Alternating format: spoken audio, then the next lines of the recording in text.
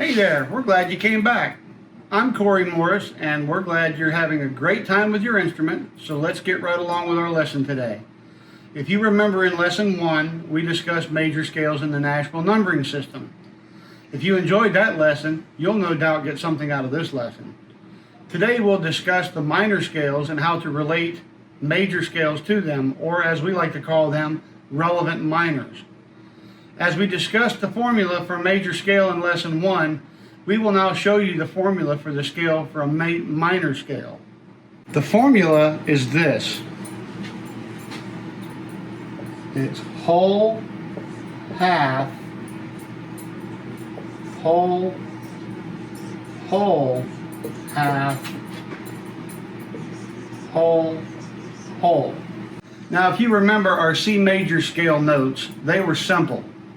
Here's where the minor scale and relevant minor comes into play. The C major scale used all of the white notes on the keyboard. That's C, D, E, F, G, A, B, and then back to C. Those were the notes used in the C major scale. The relevant minor scale does too. See here? Now we're going to use the same notes, but we're going to shift them down. So it becomes A, B, C, D, E, F, G, A. As you can see, the A minor scale uses the same notes as the C major scale. This is called a relevant minor scale, in that the A minor is relevant to the C major and uses the same notes. The cool thing is it happens all across the musical spectrum the exact same way. Usually 2 steps below the root or the first note of the major scale is the relevant minor. Let's take a look at the G major scale using the same formula we used before. Whole, whole, half, whole, whole, whole, half. G, A, B, C, D, E, F sharp, G. That's the G major scale. Now let's slide that down 2 notes. So if we go down 2 steps in the scale, that's the 7th, that's the 6th. Okay, so we're going back down to the 6th. By doing this, we see that the notes in the G major relevant minor scale are E, F sharp, G, A, B, C, D, and back to E. So the G major scale for a relevant minor would be E minor. As long as you know your scales well, the Nashville Numbering System does the same thing for a minor scale. Now, using the same Nashville Numbering System, we can see that that's 1, 2, 3, 4, 5, 6, 7, and back to the 1. So to hear something being played in a relative minor with a Nashville Numbering System, we're going to hear it like this. We're going to do like a 1-4-1 pattern.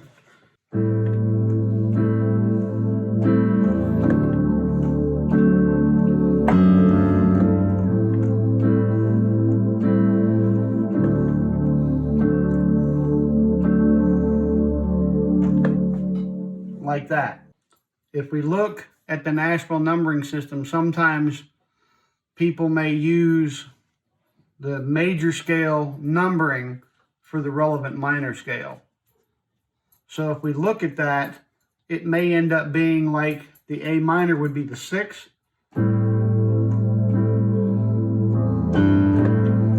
we're going to go to the 2.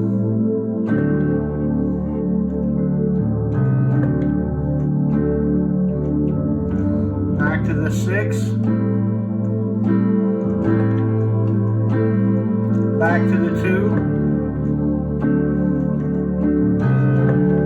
now up to the 4, down to the 3, up to the 6.